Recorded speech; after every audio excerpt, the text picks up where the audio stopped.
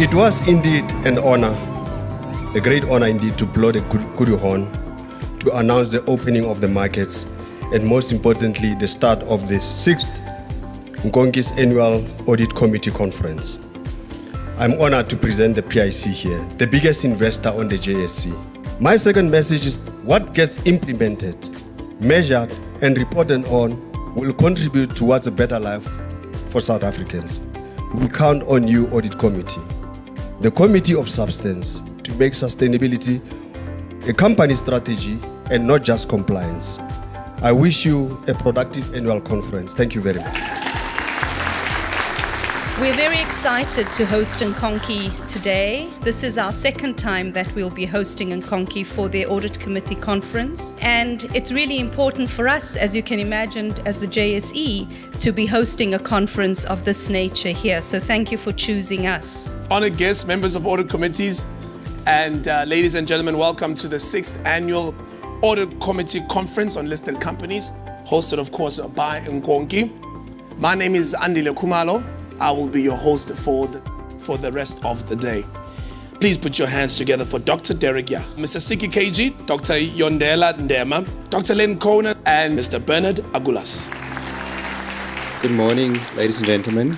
Let me start off by congratulating Cindy, Mitesh, and the team at Nkonki for arranging for this very important workshop on an annual basis. And I think it started off a few years ago, and I've been fortunate to speak at most of these events, and I can only say that it has improved over time, and I wish you all the best with today's conference. I'm going to talk to you about strengthening auditor independence, but in the context of the role of the Audit Committee. If there's one structure in an organization that can keep auditors accountable for their ethics, their honesty, transparency, and good financial reporting, as well as high audit quality, then it is the Audit Committee.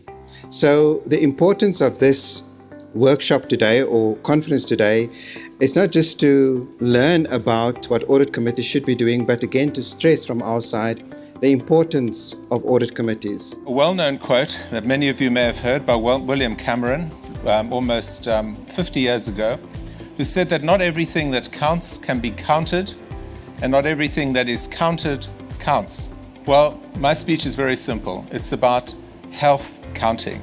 Health matters. Yet it's not adequately counted, and the consequences, I feel, have major implications for long-term corporate profitability and growth, and societal profitability and growth.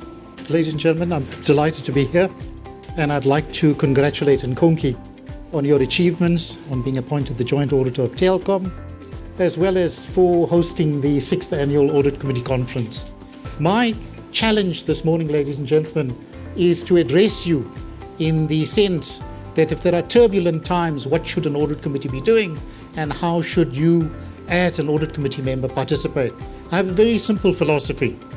Irrespective of the times that you're in, ladies and gentlemen, you should be effective as an audit committee member. So effective audit committee members are knowledgeable, they prepare well, and they are unafraid to ask the questions that need to be asked. The key problem, I think, is the core responsibility of an audit committee as defined by the Companies Act and the King Code is about financial reporting, oversight of internal audit, external audit, ensuring their independence, etc. And audit committees are finding it a bit more difficult. And there's two problems. One is the problem of skills. The second one is taking too many responsibilities, and perhaps the time has come to get rid of some of the other responsibilities and stick to our knitting and stay with the core business of the audit committee. I think the importance of setting the compliance culture in terms of tone from the top and focusing on what senior management is doing to actually encourage employees to operate within the realm of the law versus doing business at all costs. And then secondly, I think the importance of the audit committee being actively engaged and involved in terms of the compliance process and ask the tough questions. Lastly, awareness, whereby some companies, in terms of communication from senior management, there's not a single word of compliance.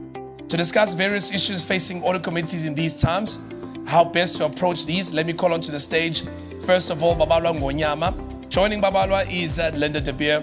Ladies and gentlemen, please give them a warm round of applause. Audit committees now have a lot in their plate.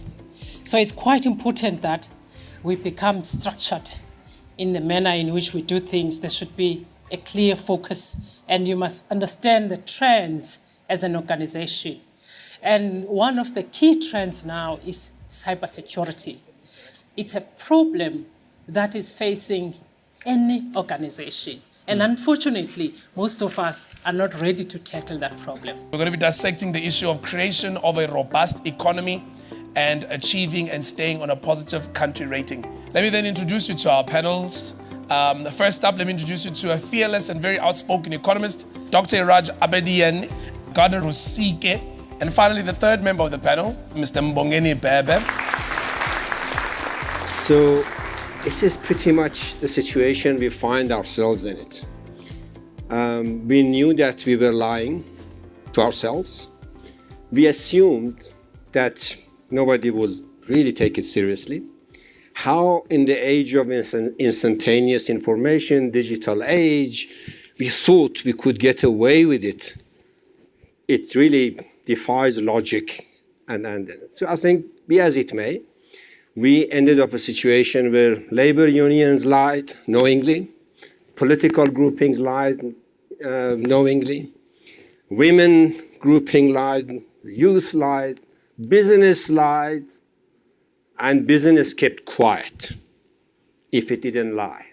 Part of the weaknesses in the economic story is that private sector investment is contributing very low to the pace of economic growth. So in fact, it's contributing negatively. So what we are saying is private sector investments are not being sufficient to lift growth. So this could be a combination of factors that South African companies have also been going across to the other countries, be it in the neighboring countries or across the continent and other regions where they've been finding opportunities that are profitable, that generates the returns of investments they need. So that's been a constraint to South Africa's investment profile, South Africa's rating. Thanks for attending the conference.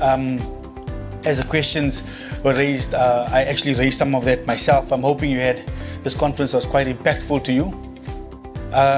Without boring you too much, I took away 5 things that I just want to reiterate. This is, in my opinion, what the speaker spoke about during the day. The one was the oversight on the external and internal audit as the statutory responsibility of the Audit Committee. 2 was the capabilities of the Audit Committee itself. Please make sure that you surround yourself with the right specialists now that you've got other responsibilities that you're going to take over and above the internal and external audit oversight. 3, which I think is critical, is promoting ethics, independence and integrity at its highest levels at the Audit Committee within your organizations. 4, contribute to a sustainable strategy by asking the difficult questions. I think that also came out very clearly during the day. And the last one is understand risk management, not at a micro level, but at a social, economic and environmental level.